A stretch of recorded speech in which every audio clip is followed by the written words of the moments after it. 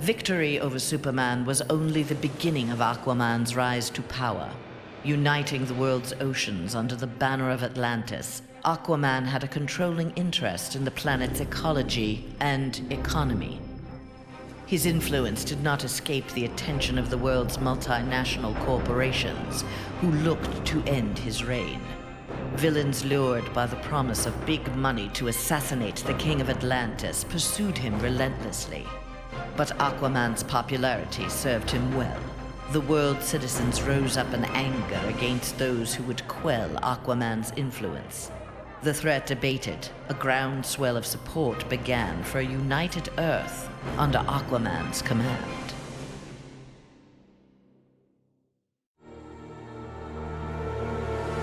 Superman's defeat did not work to Ares' advantage as he had planned. The heroes of the parallel dimension helped this world's Batman build a conflict-free utopia that left the war god famished. On the brink of death, Ares managed to imprison Brainiac 5. He forced Brainiac to create a time loop beginning with the other dimensional heroes' arrival and ending just before their victory. In this pocket of time, Ares flourished. Endless war was his to savor.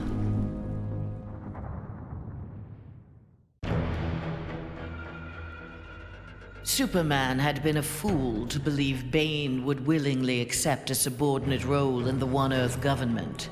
With the High Counselor out of the way, true leadership could begin.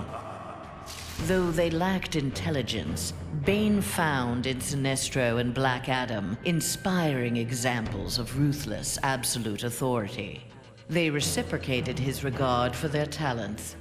The three former villains regained control of the planet and formed a ruling triad that would be uninterrupted until the next phase of Bane's plan.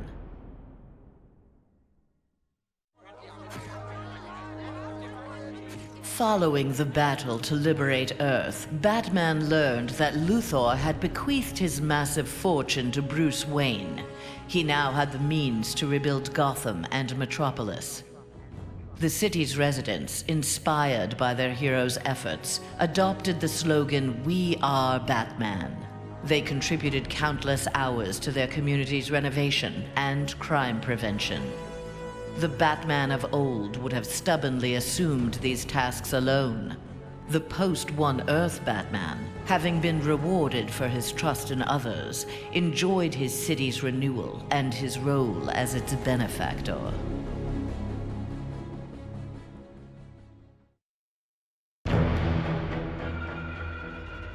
The defeat of Superman taught Black Adam one thing. Most of Earth's denizens were too weak to adopt Kahndaq's visionary form of government. He returned to his homeland with a new plan. Combining their energies, Black Adam and his Empress Isis created a mystical barrier around Kahndaq. There they reigned in peace, their country an oasis in the wasteland of human civilization. A true oasis once Black Adam had destroyed all other life on Earth.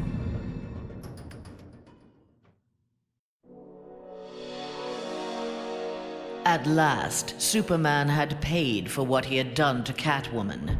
Feigning allegiance to his regime had cost Selina her beloved Batman and her best chance at happiness.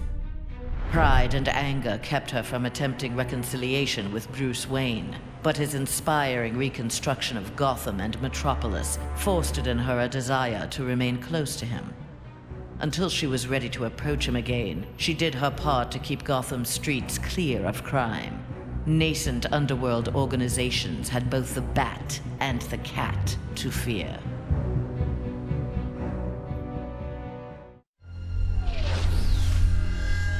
After Superman's defeat, Cyborg led the assault on the Fortress of Solitude to flush out remnants of the High Counselor's regime. The fortress was well defended, the battle intense. Cyborg was forced to use unfamiliar Kryptonian tools to make repairs to his damaged cybernetics. Enhanced with the alien technology, Cyborg found he could communicate with Superman's androids and order them to apprehend the opposition. With his army of super androids, Cyborg will bring justice to the world.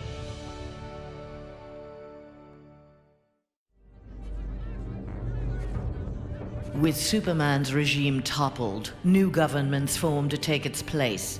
New governments meant new customers for Deathstroke, and business was booming. Soon there were more assassinations to carry out, revolutions to aid, and unrest to create than he could manage on his own.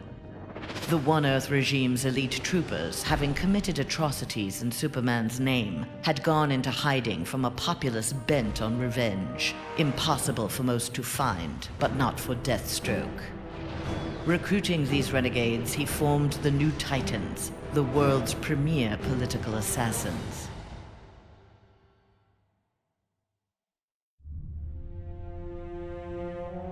Free of Superman's control, Doomsday eradicated the remaining metahumans. He then manipulated technology in the abandoned Fortress of Solitude to terraform the Earth. It soon resembled prehistoric Krypton. At last, it felt like home. After a few years of exterminating humanity at his leisure, however, Doomsday needed a challenge. Having assimilated Superman's ability to fly, he headed for a nearby space sector. He had heard rumors of an opponent worthy of his attention, a Cesarian mercenary with a taste for violence. Doomsday was eager to meet this Lobo in battle.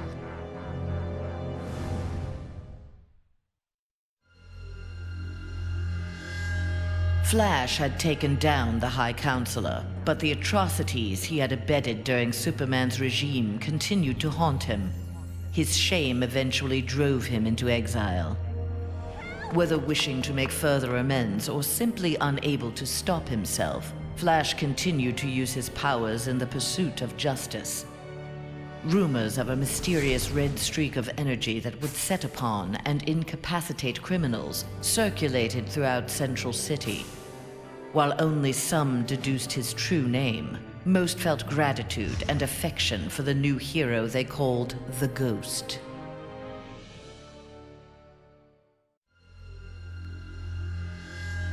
After the fall of Superman, Green Arrow visited the Star City of this parallel Earth.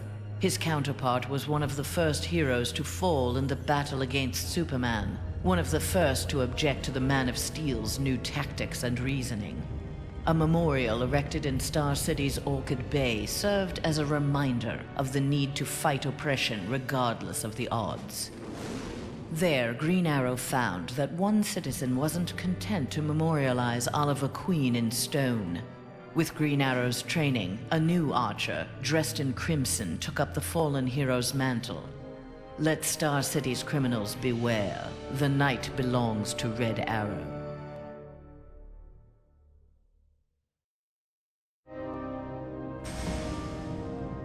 Mere days after returning to his Earth, Green Lantern, in an event mirroring his ascension to the core, witnessed the crash landing of an alien ship.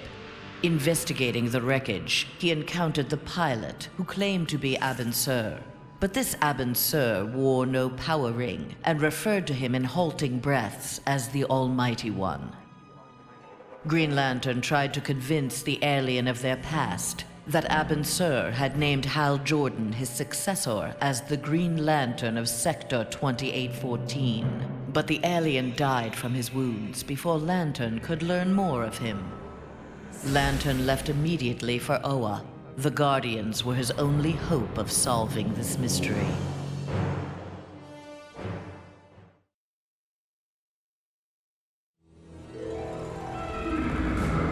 The defeat of Superman filled Harley with confidence. She knew what she was capable of and knew what she wanted. She traveled to the Visitor's Earth and freed the Joker from prison. Returning to her world, they married in a ceremony that set Gotham ablaze. At the reception, the cake-cutting ceremony took a gruesome turn. As her new husband playfully mashed her face into the cake, years of abuse took its toll.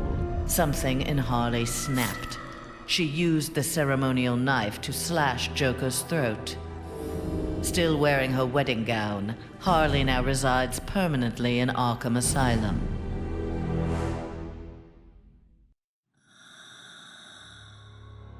Free of his brainwashing, Hawkgirl exacted revenge on the High Counselor for murdering her husband, Hawkman. She was nevertheless sent to prison for her role in the regime. One night, she awoke hovering above her cot, glowing with eldritch light. An instant later, she stood at the bottom of a shallow crater. There, she found the source of the light, a meteorite of pure nth metal. As she touched it, the meteorite sprung to life, encasing her in nth metal. The new armor made Hawkgirl invincible.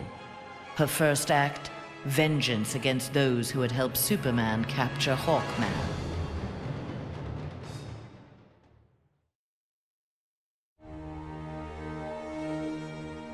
Though he had failed to elevate the Joker clan's status, Joker was convinced a similar organization could be successful in his dimension. Joker used a series of devastating terrorist acts to frighten the populace, then convinced the more gullible among them that he was the path to security. The new Joker clan soon had millions of members worldwide and committed regular anti-government attacks, wreaking havoc on the global economy.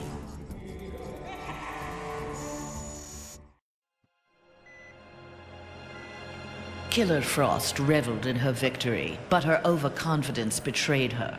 Seizing the opportunity, agents of Star Labs captured her. Their scientists harnessed her freezing power in order to fortify the world's polar ice caps. But Star Labs underestimated Frost's abilities. Turning on her captors, she froze their facility and eventually the entire Western Hemisphere. The survivors now struggled to overthrow the self-proclaimed Ice Queen.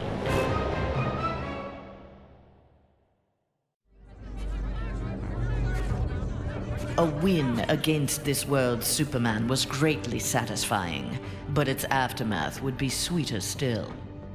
Luthor had traveled to this dimension to convince its residents that he was their Luthor, who had miraculously survived the High Counselor's globally televised attack on him. Beloved before, the triumphant Luthor was now worshipped. He was elected President of the United States, but soon looked to further consolidate his power.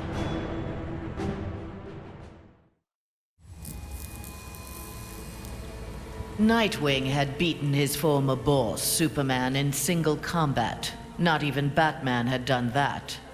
His thirst for conflict grew. He began challenging anyone who crossed his path. Nightwing's belligerence eventually drew the attention of Sinestro. His corps was always in need of new recruits, and the young humans seemed able to inspire great fear. Sinestro had his suspicions confirmed when a yellow power ring found its way onto Nightwing's finger.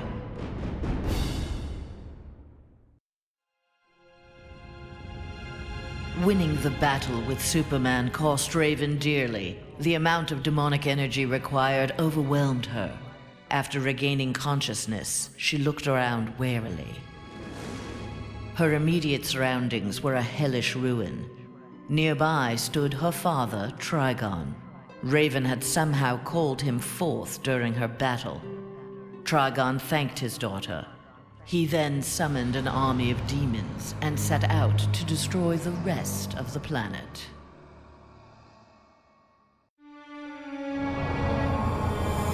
Following the events in the parallel dimension, Shazam's fellow heroes returned home. But an alien virus contracted during the transfer created in them acute mental instability. They turned on their fellow crime fighters in a deranged fury. Alone and desperate, Shazam shared the power of the Word with his adopted brothers and sisters. Their purity of heart gave them courage. The army of Shazam incapacitated the former heroes. Eventually, they took the place of the Justice League as primary defenders of Earth.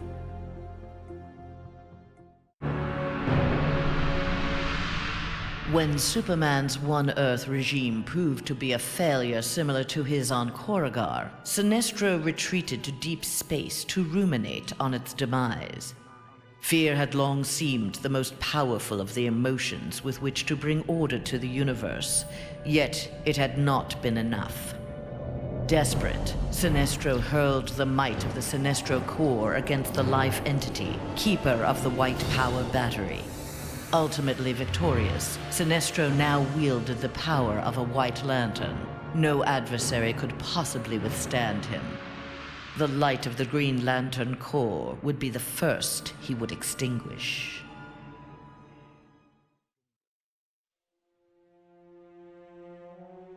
The battle over, Grundy eluded capture and returned to his swamp to heal his wounds. During regeneration, Grundy found he could channel the elemental force of the red. All animal life would bend to his rule. His increased power also allowed him to resurrect the long-lost gray force. Now, instead of ruling Earth's creatures, he could simply destroy them. After defeating the world's heroes, Grundy turned Earth into his version of paradise. He now rules over a gray and lifeless planet.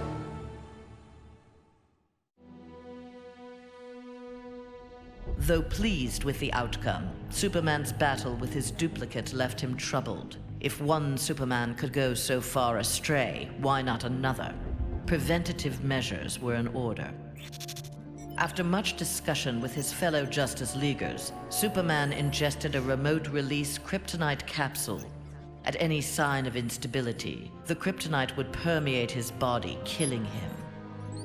The question of who could trigger the device was solved democratically. Each week, a different Leaguer would take possession of its remote control. Only Batman was denied a shift.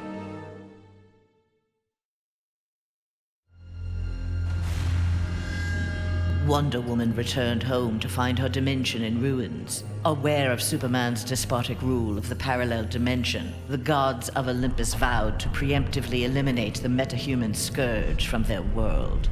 Under the direction of Zeus, they hunted down and eliminated nearly all superpowered mortals. All that remained to oppose them was Themyscira.